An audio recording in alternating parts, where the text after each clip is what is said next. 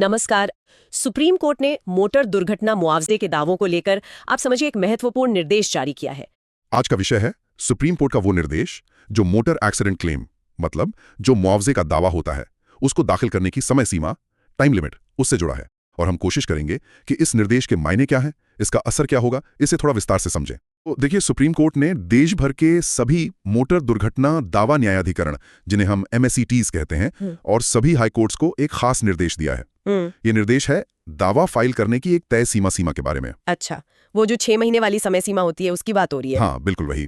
और यहाँ सबसे दिलचस्प बात यह है, सुप्रीम कोर्ट ने साफ कर दिया है कि मोटर दुर्घटना के जो पीड़ित हैं उनके मुआवजे के दावों को सिर्फ इसलिए खारिज ना किया जाए क्योंकि वो कानून में जो 6 महीने की सीमा है उसके बाद दायर किए गए थे। ओहो। ये निर्देश एक केस के दौरान आया है।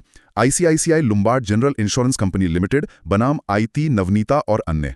देखिए, किसी भी कानूनी प्रक्रिया में टाइम लिमिट रखने के पीछे वजहें तो होती हैं।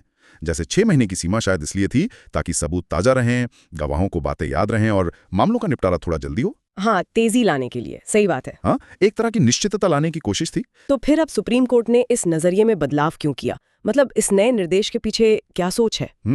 सुप्रीम कोर्ट का एक कदम दिखाता है कि वो जो प्रक्रियात्मक नियम है, मतलब प्रोसीजरल रूल्स, उनके ऊपर वास्तविक न्याय, जिसे सब्सटैंटिव जस्टिस कहते हैं, उसको ज्यादा अहमियत दे रहा है। कोर्ट ने शायद इस बात पर गौर किया कि भाई, दुर्घटना के पीड़ित अक्सर गंभीर चोटों से गुजर रहे होते हैं, मानसिक तनाव होता है, पैसों की तंगी होती है। हाँ, बिल्कुल। तो ऐसे में उनके लिए 6 महीने के अंदर सारी कानूनी कार्रवाई पूरी करना हमेशा मुमकिन नहीं हो पाता।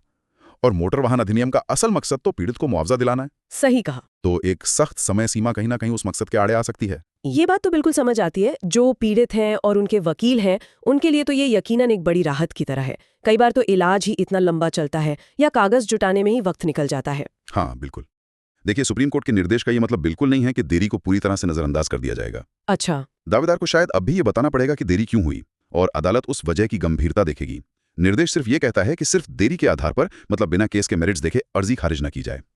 हाँ, ये मुमकिन है कि इससे अदालतों पर थोड़ा बोझ बढ़े या पुराने मामलों में सबूत जुटाना थोड़ा मुश्किल हो, लेकिन लगता है सुप्रीम कोर्ट ने पीड़ितों के हितों को यहाँ ज्यादा वजन दिया है।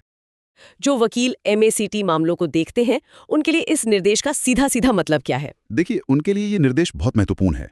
अब अगर उनके पास कोई ऐसा केस आता है जहां दावा फाइल करने में 6 महीने से ज्यादा की देरी हो गई है, तो वो इस सुप्रीम कोर्ट के निर्देश का हवाला दे सकते हैं। अच्छा। वो मामले को आगे बढ़ाने की कोशिश कर सकते हैं। हाँ, उन्हें अब देरी के कारणों को और मजबूती से अदालत के सामने रखना होगा, ये जानते हुए कि सिर्फ टाइम लिमिट निकल जाना ही केस खारिज होने का आधार नहीं बनेगा। यानी उनके तर्क रखने का तरीका अब थोड़ा बदलेगा। हाँ।